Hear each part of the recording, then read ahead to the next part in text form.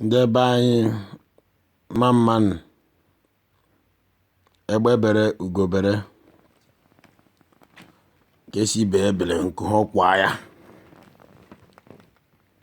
Ihe m chọrọ ikwugwa because of adịghị mene ya na-eso ụka adịghị gbasara mene ya.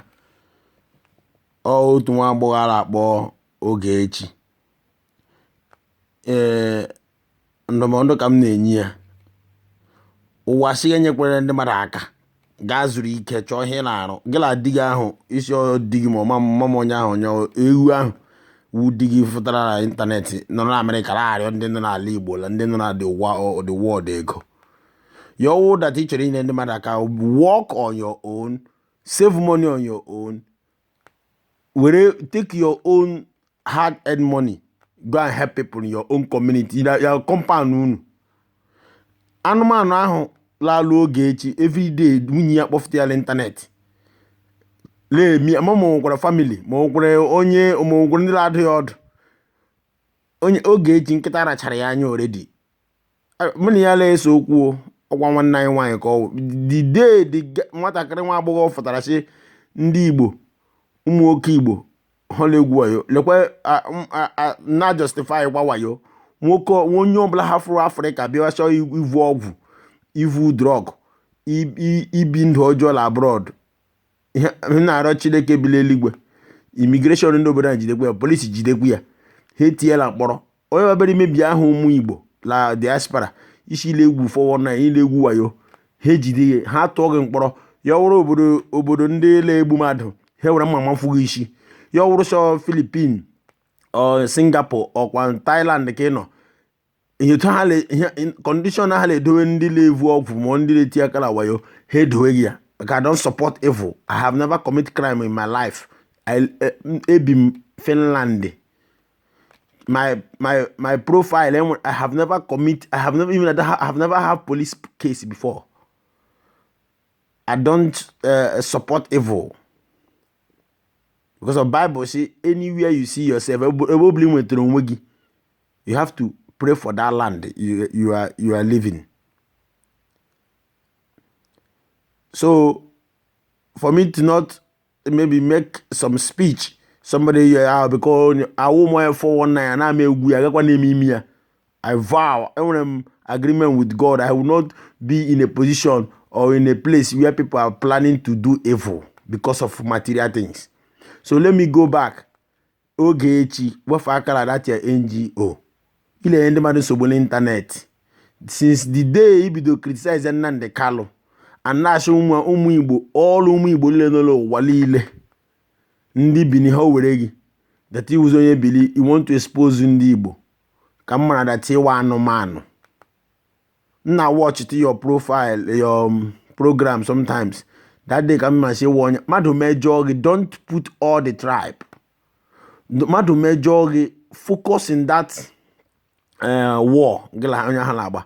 Don't join everybody in your problem between your personal problem between you and somebody. That day he be the kisses Nnamdi Kanu. That day he be the kisses ụmụ Igbo general ka m ji mara si onye enwe family.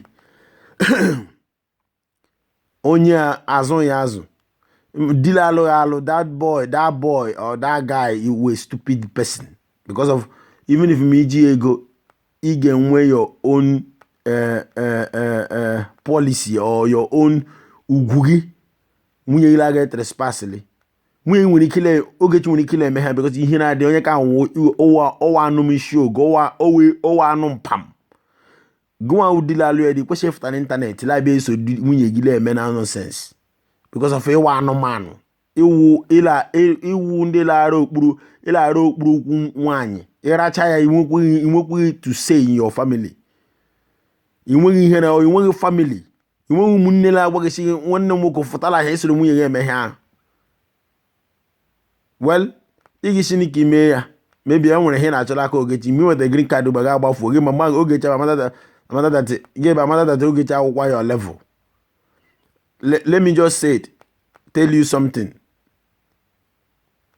Separate yourself from that program Ogechi leme. Ogechi la akpara gị. ịmaghị ihe Ogechi gị nwere onwe gị hafụtụkwa ndị to NGO people shall na-atụrụ gị ego hafụtụ NGO gị ahụ rụta ego gala village gala compound na enwere ndị a na-enyere aka enwere ndị kwesịrị ịkwụrụ WAEC elee ka ị were kamera la-agagharị ala Igbo niile la-apụfụta ndị mmadụ n'ịntanetị nchilachi nyere ha aka Ogechi arara agba gị ịlachọ ndị na-enyere aka gala Sambisa Forest gala North enwere refugee camp dị a federal gọọmenti na-aghọghachi ọwụwa refugee camp ha na-akpọ ya IGP camp gaa dị a enwere ndị na-echi nyere aka gala orphanage enwere ndị na-enweghị nne na nna Ogechi isi ọdịkwara ya mma elee kila ịnọ n'ịntanetị vidiyo lenye ndị mmadụ nsogbu agala YouTube edisi ọ bụ ndị mmadụ alụsịa ịkpọ onye ka ege gị ịkpọ onye ka ege gị ịkpọ onye because of agwara ekewe eziokwu Ogechi wee criminal Ogechi wee onye ohi ụmụ Igbo onye atụkwarala Ogechi ego onye atụkwarala ya ego Ogechi wee onye ohi that girl were fraudulent ọla gị mara ọnya iku ya ga-eju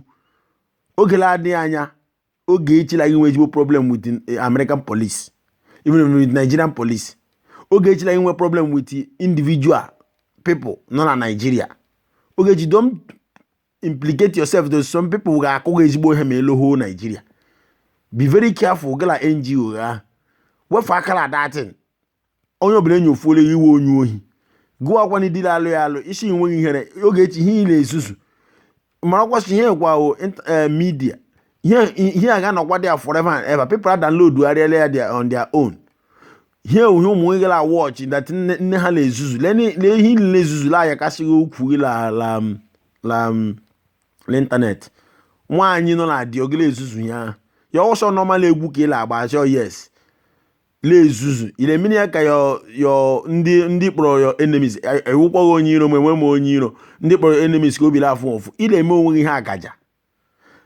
now Ogechi ị nwere ike ilive ndụ ị chọrọ ilive because of ịwa anụmanụ this guy la-alụ Ogechi aftakwala n'ịntanetị na-eso nwunye gị na-eme datin aftakwala n'ịntanetị Ogechi la-akpara gị Ogechi ji gị na-eme ihe akaja ị ga-enwekwa ugwu onye dịkala ugbo m adotu sile fly down to America ma m jam ogolo ụzọ mana Nigeria m ga-ahụtaghasị somebody m ga-ahụtaghasị ewu m ga-ahụtaghasị anụmanụ you can't speak where I'm speaking.